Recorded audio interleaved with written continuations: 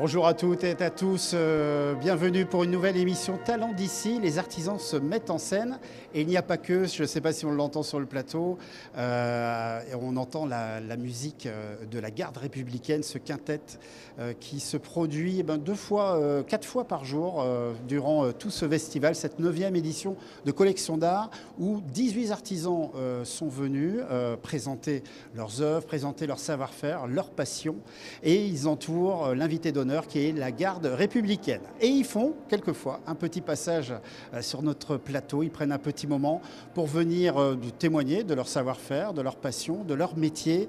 Et là, nous recevons sur ce plateau Charlène Poré, vous êtes brodeuse dentelière. Charlène, bonjour. Bonjour. Alors tout d'abord, à quoi consiste le métier d'art de brodeuse dentelière? Alors moi je pratique aussi la teinture végétale, donc je pratique en dentelle, la dentelle au point d'Alençon, qui est un savoir-faire qui est classé à l'UNESCO depuis 2010. Ce savoir-faire demande 7 heures pour faire 1 cm². Et c'est une dentelle qui est considérée comme la plus fine au monde depuis très longtemps. Et alors, qu'est-ce que vous présentez là pendant collection d'art sur votre stand? Alors, je propose quelques pièces de collection où je travaille la dentelle soit à partir de motifs d'archives que j'ai trouvés aux archives départementales de l'Orne. Donc, l'idée, c'est de réinterpréter les motifs à ma façon. Donc, j'associe le dessin et la dentelle puisque je ne peux pas reproduire l'ensemble du motif en dentelle. Ça prend beaucoup trop de temps. Et puis, je propose aussi quelques créations comme on peut voir ici. Ah, ça, on va reparler en fin d'émission, justement, de cet exemple-là. Quelles sont vos premières impressions là, de cette 9e édition? Alors moi, c'est ma première et je trouve ça vraiment intéressant. C'est un public qui est un petit peu différent du coup de celui de chez moi et c'était vraiment très intéressant de le rencontrer. On vous pose beaucoup de questions? Oui, beaucoup. Les gens sont très intrigués et aiment beaucoup les couleurs que je propose avec la couleur végétale, mais aussi sont impressionnés de la finesse de la dentelle. Alors justement, on va voir un peu comment votre savoir-faire dans votre atelier, on a pu s'y rendre dans l'Orne, hein, près d'Alençon. C'est un reportage de Maïva Lasserve.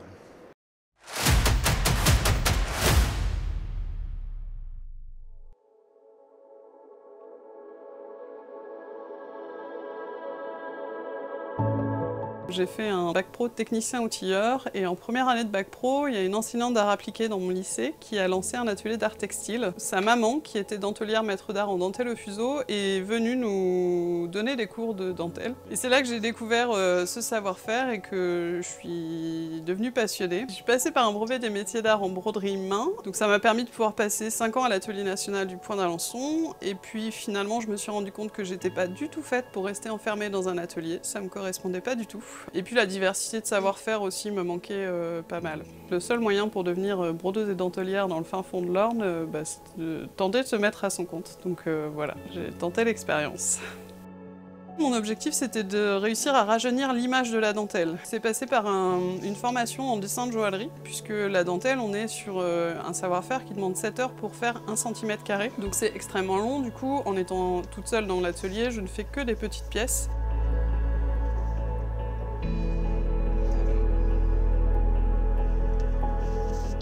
Ce que j'adore dans la teinture, c'est faire de la recherche, c'est aller apprendre à identifier les matières dans la nature, donc apprendre à identifier les plantes, les champignons, et puis voir toutes les explorations qu'on peut faire autour de la couleur avec chaque matière. Ça me permet de proposer un travail qui est vraiment à la croisée entre la science, la botanique et la technique. C'est moi ce qui me plaît, quoi.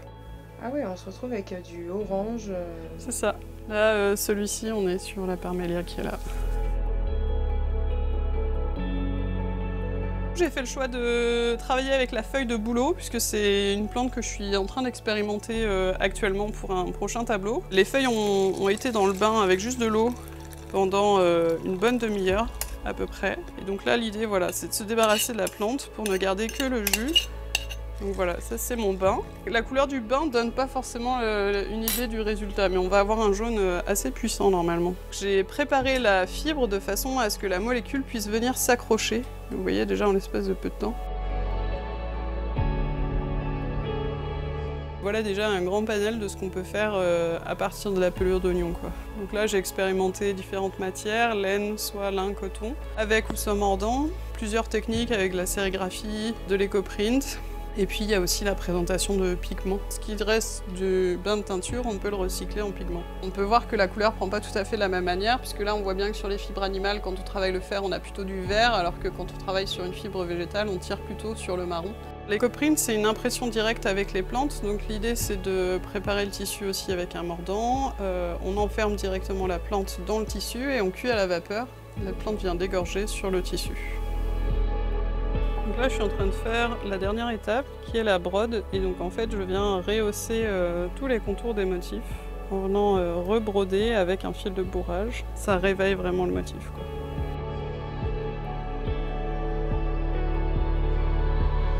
C'est des dessins historiques que j'ai trouvés aux archives départementales de l'Orne, qui m'ont autorisé à utiliser. Donc ça, c'est des reproductions de mon travail qui sont imprimées en une trentaine d'exemplaires grand maximum. Et l'objectif, c'est de pouvoir proposer ces reproductions dans les boutiques de musées principalement. Continuer de valoriser la dentelle et la rendre accessible.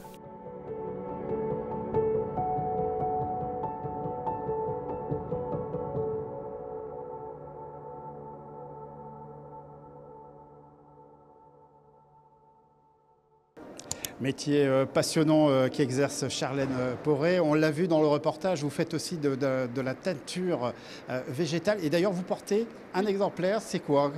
Alors celui-ci a été réalisé avec un champignon qu'on appelle le polypore des teinturiers et que je trouve dans la forêt autour de chez moi.